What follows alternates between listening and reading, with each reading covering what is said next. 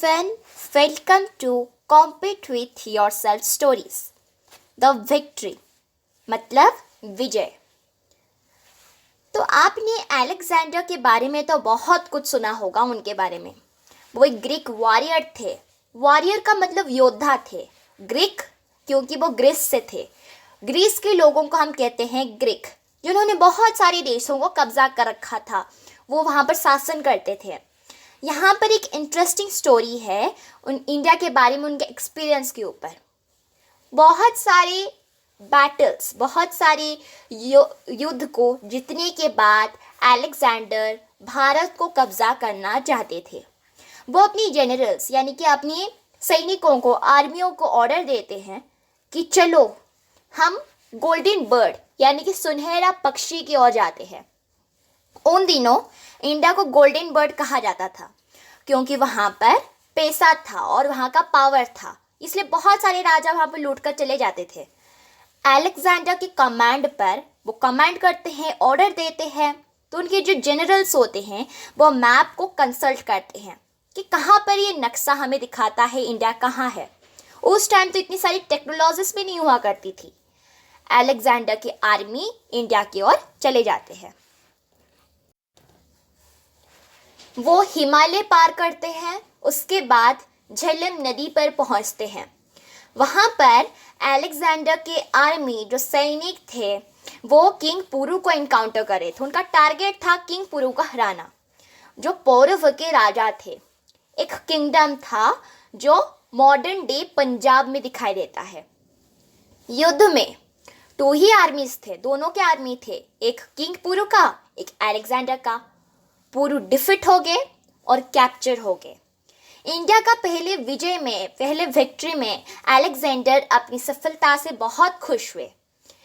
एक दिन का बैटल के बाद वो अपनी आर्मी को, क्योंकि आर्मी तो बहुत काम करते हैं, सैनिक तो बहुत काम करते हैं, तो उन्हें रेस्ट करने के लिए एक दिन दिया। अलेक्जेंडर क्या करते हैं, अपनी टेंट छोड़कर बाहर चले जाते हैं अपनी घोड़े के साथ। अलेक्जेंडर रास्ते पर ऐसे अपने घोड़े के साथ घूम रहे थे तो उन्होंने नोटिस किया कि बहुत सारे घर अंधेरा है जिनमें लाइट नहीं है, औरतें रो रही हैं और बच्चा भी रो रहा है।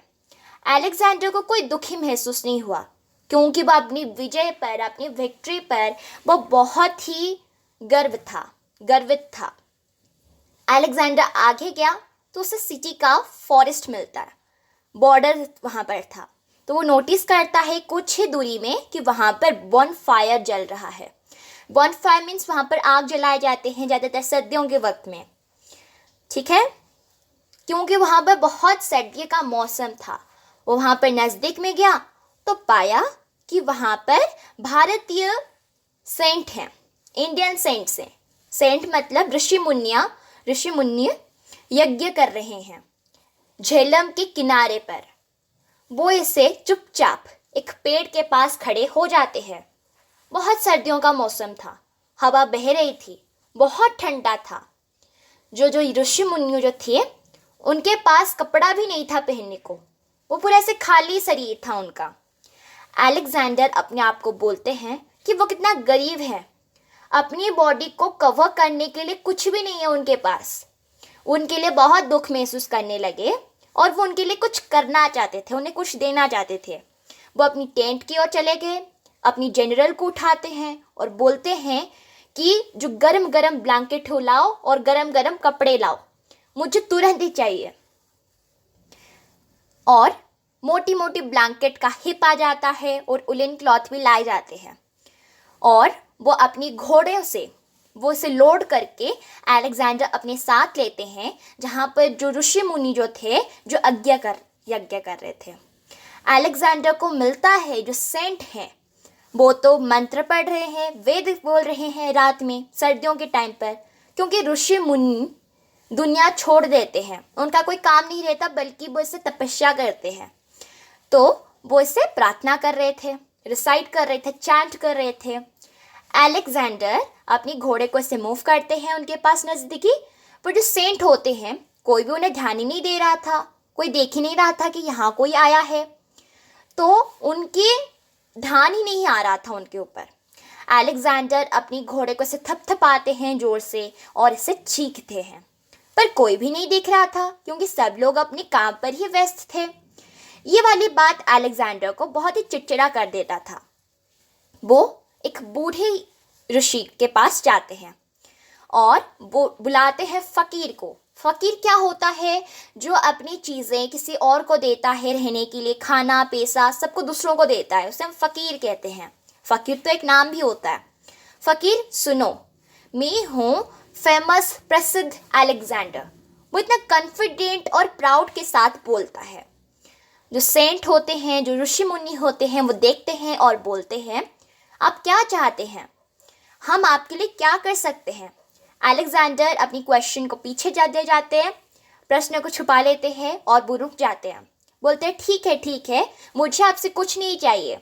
मैं हूँ अलेक्जेंडर, मैं आपका हिंदुस्तान को हड़पने आया हूँ। हिंदुस्तान मतलब भारत। हिंदू का मतलब होता है, देखिए भारत एक ऐसा देश है जहाँ पर हिंदू रहते हैं। स्थान मतलब जगह, हिंदुस्तान। आपका हिंदुस्तान हड़पना आया हूँ। अलेक्जेंडर गर्वित से, प्राउड से अनाउंस करता है, मैंने देखा कि आप इस ठंडी मौसम में आप नेकेड हैं, यानी कि आपके पास बिना कपड़े के आप यज्ञ कर रहे हो। वो इंग्लिश में बोलते हैं। तो मैं यहाँ पर आया हूँ आपके लिए उलेन ब्लैंकेट और क्लॉथ लाने के लिए। देखा जाए तो अलेक्जेंडर इतने बूढ़े भी नहीं थे, पर वो गर्वित थे। सेंट अलेक्जेंडर की ओर देखता है और उनके नज़दीक आता है और अपनी हाथ अलेक्जेंडर के कंधे पर रखते हैं। तो आप ही फेमस अलेक्जेंडर हैं जिन्होंने बहुत सारे देशों को चोरी करके किया है। जो ऋषि होते हैं वो हंसते हैं और बोलते हैं, बोलो बच्चे, एक रॉबर, एक चोर और एक कॉन्करर इतना गिवर कैसे हो सकता है? मतलब सबको चीज़ें दे कैसे सकता है? जो सेंट होते हैं, जो ऋषि मुनि होते हैं, वो अलेक्जेंडर की आंखों पर देखते हैं, पूरा डीपली देखते हैं। अलेक्जेंडर थोड़े से पेल हो जाते हैं और उनके पास कोई भी चारा नहीं था कि वो क्या बोले। बस चुपचाप खड़े रहते हैं और जो ऋषि होते हैं वो कंटिन्यू करते हैं, अगर तुम्हें दुनिया हड़पना है, पहले प्यार के साथ तुम्हें लोगों का दिल जीतना होगा और इसीलिए तुम ही इस दुनिया को खनखर कर सकते हो। और इसे भी हमने दुनिया छोड़ दिया है, हमने दुनिया दे दी है, तो हमें कुछ नहीं चाहिए। जो हमारे पास अभी है हम तुम्हें दे देंगे, पर बताओ तुम क्या चाहते हो? अलेक्जेंडर अपने कानों से सुनकर विश्वास ही नहीं कर पाए। उन्होंने ऐसा कभी देखा नहीं था कि कभी भी इस तरह सुना भी नहीं था। वो उसे गिल्टी फील करते हैं, मतलब किसी के लिए उन्होंने कुछ गलत कर दिया ऐसा सोच रहे थे और थोड़े से दुखी भी हो गए थे। वो अपनी घोड़े पर चढ़कर चले जाते हैं। अलेक्जेंडर उस रात सो भी नहीं पाए। जितना डॉन हो गया, मतलब पूरी सुबह हो गई, तो वो अनाउंस करते हैं अपने डिसीजन को। जो आर्मी मार्च जो होने वाला था उसे रोकते हैं और किंग पुरो को छुड़ा देते हैं, क्योंकि किंग पुरो को उन्होंने कब्जा करके रखा था, कैप्चर करके रखा था। किंग पुरो को आज़ाद कर देते हैं, अपनी प्लान उन्हें दे देते हैं और वो कभी भी उन्होंने हिंदुस्तान को कब्जा नहीं किया, क्योंकि उन्होंने बहुत सारे देश को कब्जा किया था, पर हिंदुस्तान जैसे देश को कभी भी ऐसा नहीं देखा था। इसके लेखक हैं, इनके ऑथर है मनोरमा जाफ़ा। 1932 में उनका जन्म हुआ। मनोरमा जाफ़ा एक इंडियन ऑथर हैं जिन्होंने 65 चिल्ड्रंस बुक उन्होंने पब्लिश की है। उन्होंने बहुत सारी किताबें पढ़ने और बच्चों के लिखने के लिए बनाए हैं, स्पेशली भारतीय बच्चों के लिए।